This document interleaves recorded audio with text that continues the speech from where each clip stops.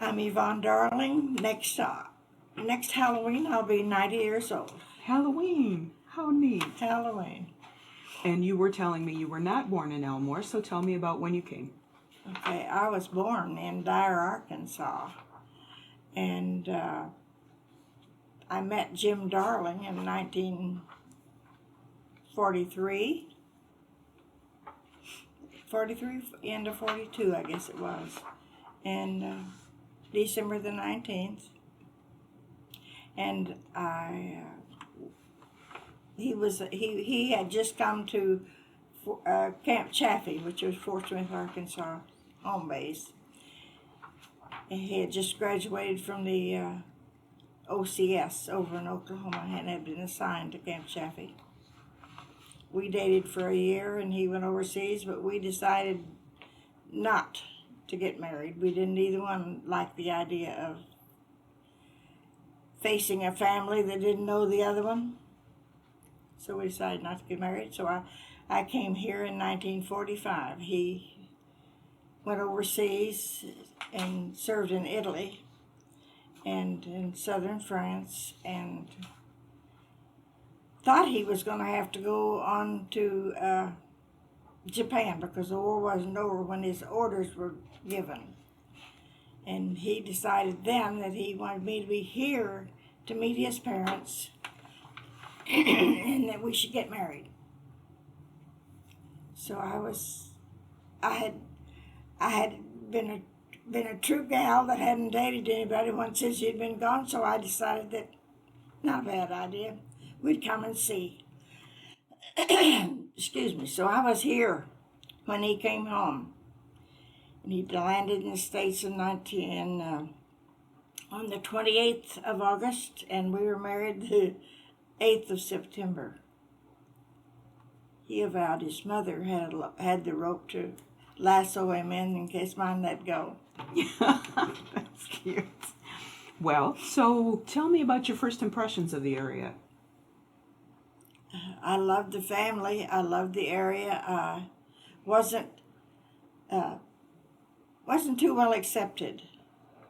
I felt like kind of cliquish. I came into his church because that was what we had decided before we... Which church was that? Methodist Church in Elmore here. Okay. We had decided that before we got married. Because when we were dating, I was a Baptist. And I had an aunt that I was living with at the time that said that we had to go to church on Sunday, or he wouldn't be able to, I couldn't have a date with him during the week. And he didn't care too much for the Baptist religion, so I said, okay, we'll. But his agreement was that if we came to Elmore, I'd come to his church. If we came to went to any other place, we'd go to his church, my church. Ah. So that was the way it was. So, but the younger, I don't know. I don't really know why I couldn't make friends at first, but it was. Where were you living when you first came here? Was it in town, out of town? And you mean in Fort Here, Smith, Arkansas? No, here in Elmore. Here in Elmore. Yeah. I lived with his parents. Yeah, but was it in town, out of town? It was in town. It was right in town. Okay. Yeah. Okay. At the where the Darlings lived at that time, actually, it's where Jim was born. At I think it's Toledo and Lytle. Okay. Just right downtown here. Sure. And I was living here, and actually, I cried because I couldn't make friends.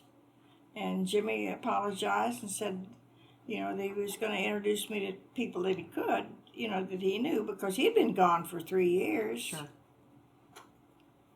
And I came into his church, and the older ladies in the church were just wonderful. I told some of my friends years afterwards, I said, you weren't nice to me. They didn't believe it. They didn't believe that they could have been that way. And I said, well, that's the way it was. Actually, as a result of this, one of the ladies asked me to in town she was actually a Catholic and I didn't know her otherwise. Asked me if I'd like to bowl, and I said sure. Jim had actually taught me how to bowl when he was in Arkansas because not very many ladies bowled in Arkansas, just the men. So he taught me to bowl, and when I started bowling, I became acquainted with Merle. She was Merle Price at the time, and she said, "Why don't we?" She was having the same problem. She was living here with her sister, and she said, "Why don't we see what we can do about forming a sorority?" So we formed Delta Chi of Sigma Alpha as a result of that, and got 9 gals. And we actually, I even said that to one of the girls here recently. I said, when we formed that organization, we really all felt like sisters because we were kind of all not outcasts, but not really accepted really good. Gave you a sisterhood to work with. Yes. How nice. Yes. So did you have children here? We adopted children 10 years after we were married. Okay. So did you have a lot of not input, but did you get involved in the school system at all? Not at that time. Okay. No. We actually 5 years after we had been married, he was called back into the Korean War. Yeah. Yeah. So we had active duty then for 2 years. We were away for 2 years, but we had no problem coming back home.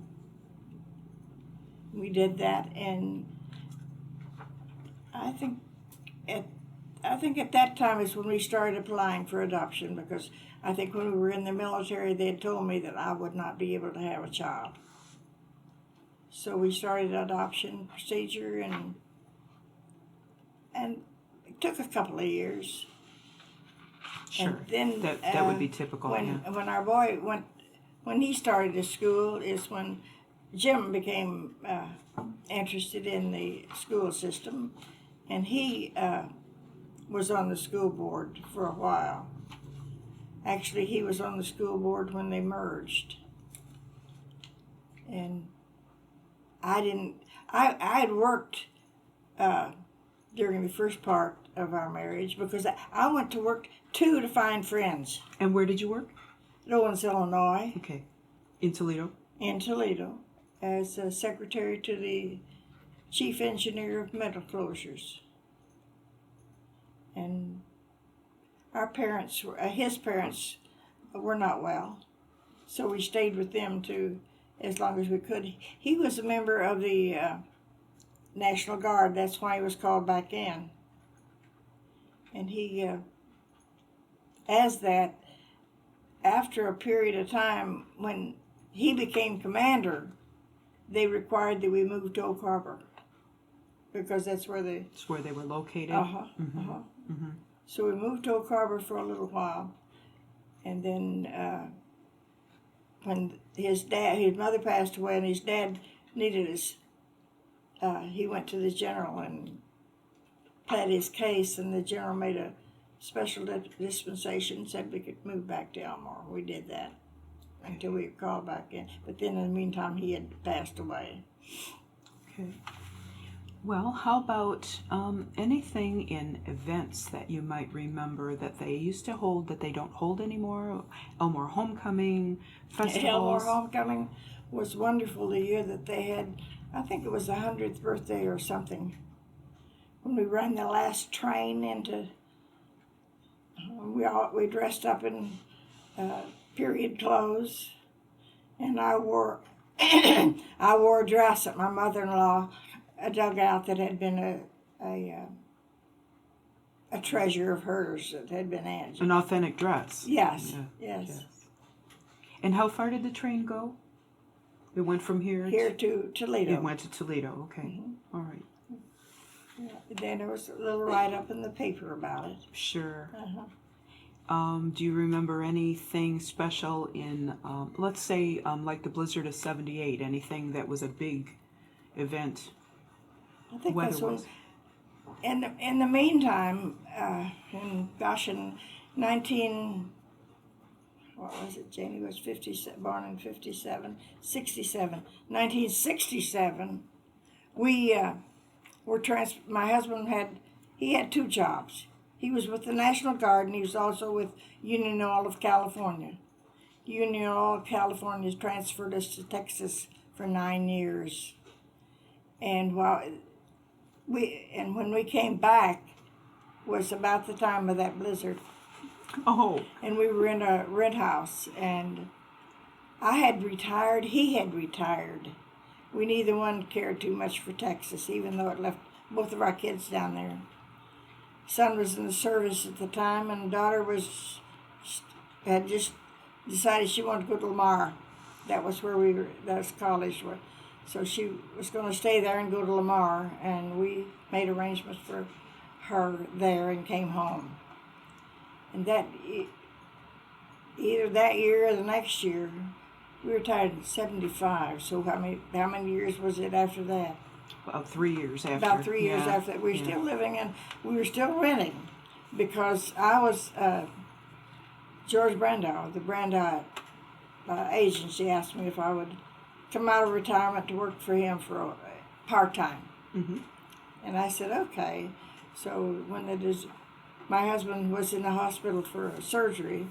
I had been up there, and he sent me home. He said, looks bad, Yvonne, you better get home. So I came home and went to bed because I was tired. I'd been to the hospital all day. And woke up the next morning and looked out, and gosh, I was snowed in. And I thought, so I called Mr. Brandow, and I said, George, I can't come to work today. I can't get out the door. And he said, we're in the middle of a blizzard. Go back to bed. He said, even the bank's not going to open. Right. So I said, okay. So I crawled back in bed. And then they had to get him home from the hospital. He was supposed to come home in a couple of days because it was minor surgery. And to get him home, they had to, I think it was something, somebody had to go with a plow ahead of the car? Or ambulance to bring him home. Yeah. Wow. That must have been exciting. It was exciting. I had a little dog in the house. Aww. To get him to go outside was terrible. He wouldn't go. Sure. Yeah.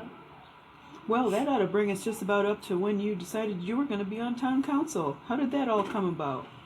Mr. Brandow said, Yvonne, I think you ought to run for council. And I said, George, I wasn't born here. And he said, oh, yes, you would. I promise you will. So I said, okay, if you think so.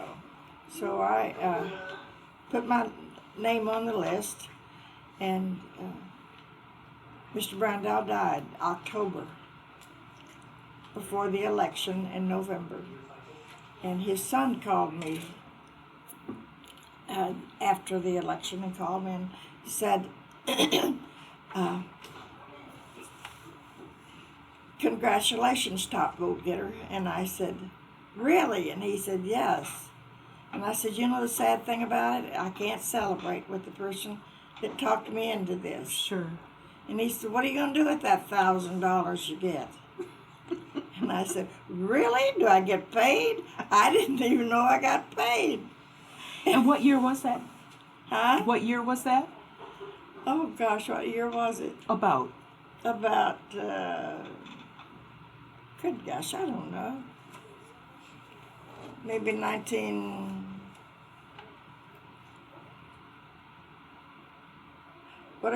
62.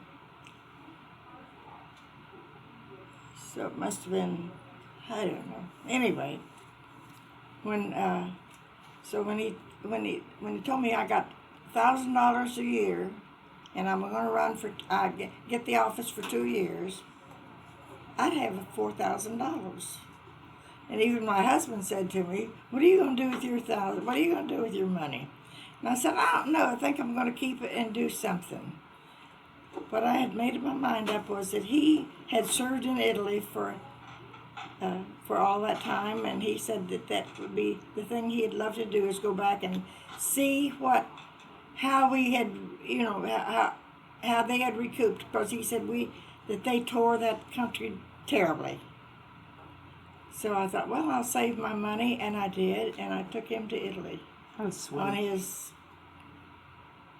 what was it, 80th? So it must have been 94. What a great idea that was. Wasn't it though? That was wonderful. And I had heard of somebody that was advertising on television that they would go all the places that he had talked about going, even to Venice. He never made it to Venice, and he said, the only place I'd like to go would be to Venice, that I didn't go. So I thought, well, even that's added. It just Sure. seemed like it was just where it should be. Oh, that was wonderful. So I did that. But I have enjoyed Elmore. I have. Well, while you were in town council, I'm sure there were things that you can't tell us about, but are there any stories you can tell us Oh, about? you bet. Oh, you bet. When I was on council, it was when they decided that there was going to be a exit here in Elmore From the turnpike. from the turnpike, and I said to the council at one of our open meetings, I said, there's going to be an exit. You can't stop it. So I said, what we need to do is get somebody from council on that committee so we can have some input as to where the exit should be. Boy, then that labeled me as being for the exit. So there was a lot of controversy about the exit. We even had a meeting downtown, which was at that time the old fire station, and we were ripped over the coals by everybody. And I had walked up, and I walked home, which was about 6 blocks from downtown. And I had walked home, and when I walked in the door at my husband, he said, I thought you were going to let me know and I'd come get you. And I said, no. I said, Jimmy, if I am sick tonight, don't call the ambulance. Don't call the EMT. EMT. Yeah. Don't call them, because they won't come. Just throw me in the back end of the station wagon and haul me to the hospital. Oh, gosh. I was crying. And weren't you happy to be on council at that time? No, and you know what? I was defeated. Yeah. The next time on council. Yeah. I was defeated, and I went from top of the to the bottom. But you would be surprised how many people still say to me, Yvonne, why don't you get back on council? No. But a greater thing that happened to me as a result of that, because I had always had an interest in the voting process in the county, and a friend of mine was going to be from the board to be a hired employee. And she said, wouldn't you, maybe council will appoint you on the council. And I said, maybe committee will appoint you on the council. Mm-hmm. So I said, well, consider it. So I went on the election board for as long as I could serve. And I really enjoyed that. Great. That was a good thing to Yes, go it from. was. That, Yes, it was. it just goes to show you. Maybe you were done being a council person so you could get into the board. Well, I felt that way. I really did. And I still, I'm not, I just this year resigned from the executive committee of the board. And of the Republicans in the Yes. area. Yeah. So I'm still a member of the committee, but not an executive committee anymore, because I felt like I'm too old and the younger people should take it over. Well, when you're finished. Yeah. Is there anything else that happened either with the town council or board of Election? board of election? Sorry. Not too much. Okay. Not too much. It was always run pretty smoothly. Good. The only thing is, this, now you can blip this out if you want to, but we were always admonished, when you're on the board, you are nothing. You're not a Republican, you're not a Democrat, and you don't talk it when you're on the board. In the meetings, sure you do. I mean, there's easy to recognize which one, but in the meetings, when we're anybody to anybody else's knowledge, you're not who you are. Well, one night there was a guy that was volunteering, but he knew the rules too. When we were counting ballots, and we were waiting for something to happen because the two of us were just standing there, and he said, "Well, did you read what they did, old Tricky Dick, talking about Nixon, President Nixon. About old Tricky Dick?" And I said, I just swallowed very deeply, and then I said to him, I said, "You know what? I'm from Arkansas, and I know plenty. So if you'll never say anything to me about Tricky Dick, I won't say a damn thing about Slick Willie."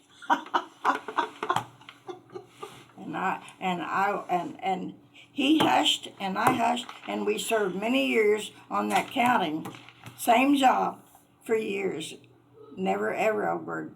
Now I see how you survived. Yeah, you can see how I survived. Yeah. I have a note here too that you have something to tell about the Shadell family. Oh, something I really don't care about that. And you can bleep that out if you want to too. Well, if you're uncomfortable about telling it, that's No, fine. it's just not very pleasant for people. I mean, Mr. Shadell has done a lot, and I acknowledge that. But we had built a home right across from where it was a frog pond that they had blasted. My children were about maybe 2 and 5, something like that, and they were blasting for this party place down there, and clods of clay were coming out of there on top of my house, about the size of and clay, and it would hit. So I saw Mr. Shadell outside, and I went out to see him, and I said, "Mr. Shadell, clods of clay." I said, "Would you mind lessening the charge of explosive, blast?" yeah. Coming from there to over to my house. And he said, "We'll fix anything. We'll fix the house." And I said, "But this is not my concern. My concern is my children play out in the yard. And if they happen to be out there and a clod of that clay were to hit them in the head, it'd kill them." And he said, "Children are expendable." Oh gosh, that isn't nice at all. And when he said that to me, tears just started flowing. And I didn't say a word to him. I walked out, I walked away from him, went in the house. I thought, if you're like that, I can't change. Well, there's no answer for that. No. And from then on, he was and when I worked at Brandeis, he was a customer. When he came in the office, he was Mr. Shadell. Outside that door, I didn't recognize him. Yeah. Never. Wow. Because to me, a person who had waited 2 years on the adoption line, they were not expendable. Yeah. They're not anyway. No. They're not anyway. No. So that's my story about Sure. Mr. Shadell. Sure. I also have a note that you have something to give to us about the American Legion, or you've had some experiences with the American Legion. Oh, I've been with the American Legion almost ever since my husband's been with I've been with the auxiliary ever since he's been with the Legion, and I've always been a patriotic person, and I even wrote to Marcy to ask her. I said it would be in my letter. I said it would be nice, since you are from the Toledo area, if you could get the pledge and the flag back in our schoolrooms, since the other woman that got it out was from Toledo. You know, it would be nice to have you to get it back in from being from the same area. Never heard an answer. Well, that's unfortunate. Maybe it never got to her. I don't know that. You don't know her. Well, that's very true. Yeah. Did you join the American Legion here in Elmore, or were you in the American Legion before you? No, got here? I was in. My father was in the Legion. He was a World War I person, and I joined the Legion following Jim, and have served in most of the offices and still active.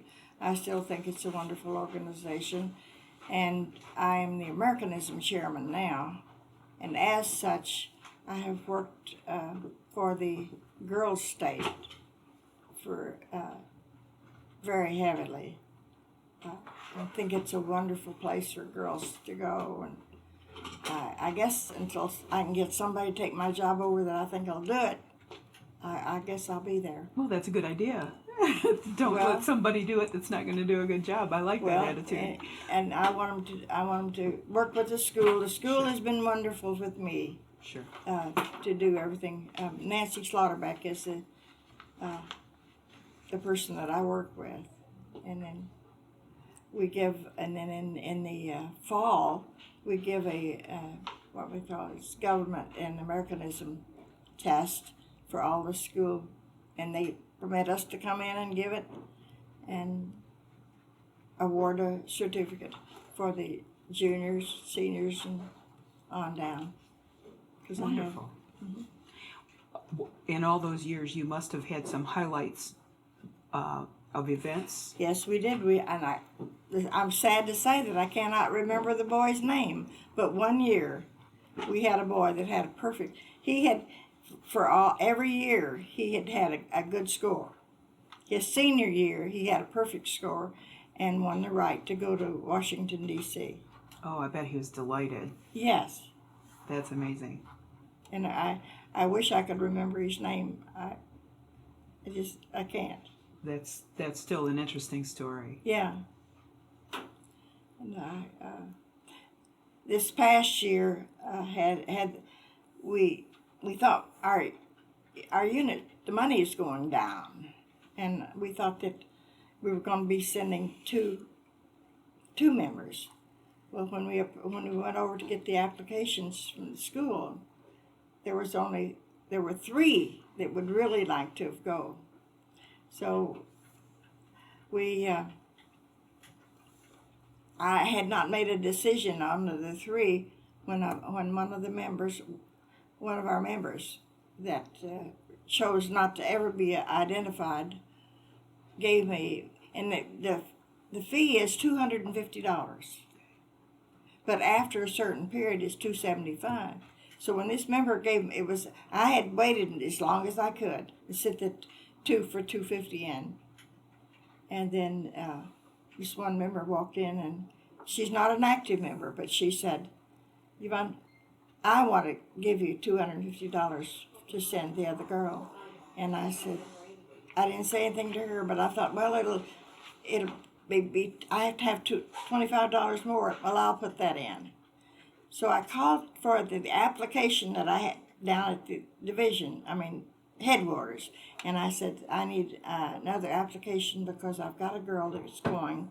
But I understand that my fee will be $275 this time instead of $250. He said, no, because you have already made the entry into Girls State. So he said, I'm not going to charge you the $275. Nice. It'd just be $250 when you send the money in. So I felt really good about that. Great. And out of respect for you too, for your hard work, I'm sure. But you did have it the other. Oh yeah. Well, and another thing that we did that was a really exciting thing, where they had what they call pocket flags for active duty men. So they asked us if we wanted to do that. Well, we decided that we would. I'm not familiar with that. Is that something small enough to put into your pocket? pocket? Yeah, it's something small enough, yes. Okay. It folds up. You have to fold it up in a certain way and you put a little saying with it, what the flag is for. Okay. And then the men carry it in their pockets. So we thought we'd bit off more than we could chew because there was to be 1,000 flags made or folded. And so I thought, well, I'll go down to school like I always do, and I talked to Jan Preston, who was the advisor of one of the groups. Key Club, maybe? Key Club. Okay. She was the advisor at Key Club. And I said, Jen, do you think the Key Club would do this? And she said, Yvonne, I don't even have to take it to them. I'll say, yes, they will. And then little by little, I think they had students from every place else that were helping. Sure. But they helped us get that. So it was really a thrill to see That the is kids good. work for that, too. Yeah, that is good. Well, if that's the end of your Legion stories, how about, you've mentioned a few people in Elmore. Can you say anyone who's really left an impression on you or who really has done something? Well, I think I'd come up with Sarah Grace, because Sarah Grace was, she was... For people who don't know, Sarah Grace, last name? Sarah Grace Owen, but she was Sarah Grace Wood. Okay. As a young girl, and she was in my husband's class at school. Her mother and my mother-in-law were best friends, married men that didn't like each other, so they could only see each other in the daytime. So the two girls would have, Jim was born in July, Sarah Grace was born, I think, in August or something like that. I can't remember. But their ages were very close. They played together on the pallet. And the mothers kind of idealized that maybe someday they'd grow up and get married. Who knows, about like that. Well, they grew up hating each other. They really did. And both of them will tell you the same thing. They just, didn't care for each other. And at the school, whenever there was a couple to be top of the class, it was Jim and Sarah Grace. But the funny thing to me was, she was one of the first persons that I met at that church. And she was one of the nicest persons to me, as far as people our age, She was Jim's age. Jim's a little older than I was. And so I would say Sarah Grace has been the long-time dearest friend. And yet she can alienate herself from somebody else so quickly because she's got a sharp tongue. She's like, I have, however, I don't think I've used it like she did. I find you to be a little more diplomatic. Maybe so. But not too long ago, she asked me to do something for her, what it was, and we went out to lunch as a result of it. I think take her someplace to get her hair cut. We went out to lunch, and as I insisted to pay, she said, but I should pay that. I said, Sarah Grace, I want to tell you something. Of all the spats we may have had, and of all the disagreements we may have had, I want you to know that I've always considered you as one of my best friends, one of the nicest persons to me when I moved here. So I said, you can never repay me. Right. Yeah. Right. I can never repay you. That's what I was trying to say. Sure. I can never repay her for the friendships that I've had with her. And they're still good. Great. Yeah. Great. Well, unless you have something else that you have on your mind, maybe something from Jim's family or... Well, Jim's family was one of the older, had been here since I think the 30s. I don't know when that was, but anyway, and there was they were nearly always involved in things that went on in the town, but names, it's sad that names get pushed aside.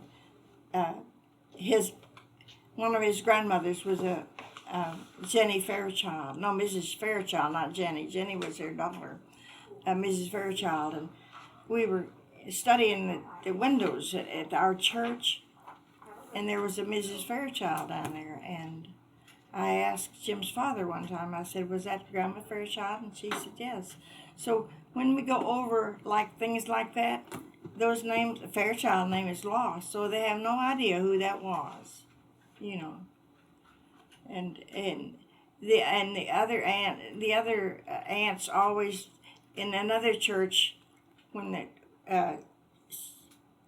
St. John's, when they had their celebration, the minister called us and said, "Won't you come and enjoy our celebration?" Because one of the aunts had put Jim and Jack, his brother, name on a window in St. John's Church. We never knew it was there. I'll be darned. That's something. I'll be darned. Yeah. That is something.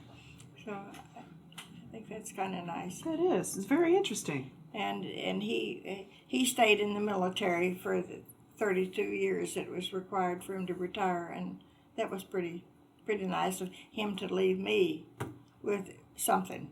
Yeah, absolutely. So I would like to personally ask, besides having still being active with the American Legion, what do you do with your time? Obviously, you don't just sit around.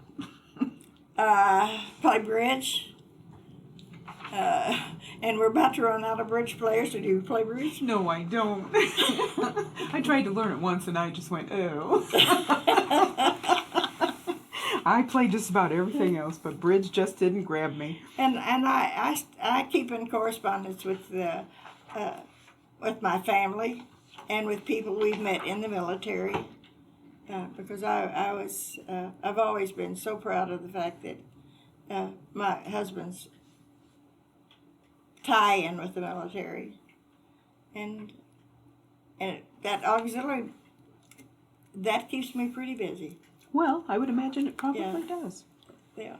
Well, that probably wraps it up. Thank you very much, Thank honey. you. Thank you very much.